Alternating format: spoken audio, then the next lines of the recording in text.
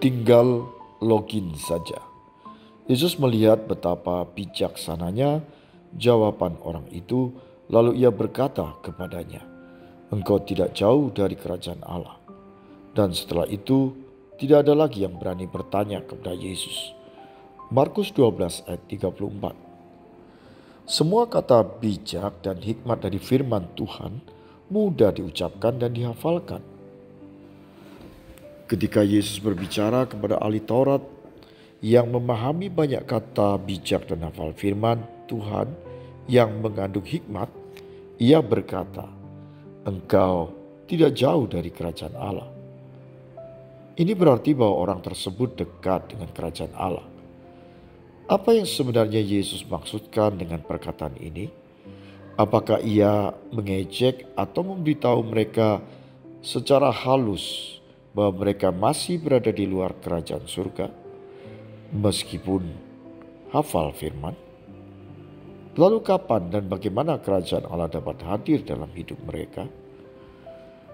Belakangan ini ada kata login yang populer yang diucapkan ketika seseorang bisa memahami ritual agama orang lain atau menghafal doa atau lagu rohani agama orang lain.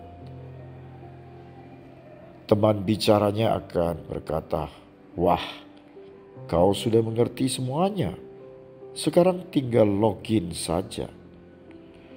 Artinya, jika seseorang sudah menghafal semua ritual atau lagu rohani, temannya menganjurkan agar ia juga masuk ke dalam agamanya. Dalam Alkitab juga ada kisah tentang seseorang yang bukan pengikut Yesus, tetapi ia meniru tindakan pengikut Yesus dengan mengusir setan menggunakan nama Yesus. Apa yang Yesus anjurkan dalam hal ini? Kata Yohanes kepada Yesus, "Guru, kami lihat orang yang bukan pengikut kita mengusir setan demi namamu. Lalu kami cegah orang itu, karena ia bukan pengikut kita."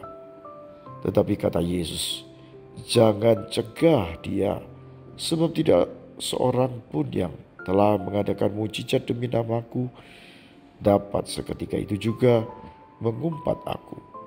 Barang siapa tidak melawan kita, ia ada di pihak kita." Markus 9 ayat 38 sampai 40. Apa yang dapat kita pelajari dari kisah ini? Menurut saya, dalam era informasi yang semakin terbuka seperti sekarang, setiap orang bebas untuk belajar tentang iman Kristen dan menyukai iman Kristen. Banyak dari mereka juga diberkati ketika mendengar dan menyanyikan lagu-lagu rohani. Sikap kita terhadap orang-orang yang bersimpati pada iman Kristen ini tidak perlu keras atau kasar. Jangan menghalangi mereka untuk memuji Tuhan dengan lagu-lagu rohani kita atau melarang mereka berdoa dengan cara kita.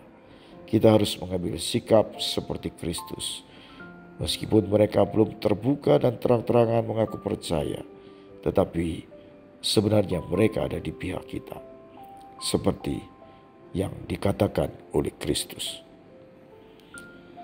Dunia yang semakin terbuka mengakibatkan setiap orang memilih akses ke semua informasi yang sebelumnya disensor atau disembunyikan.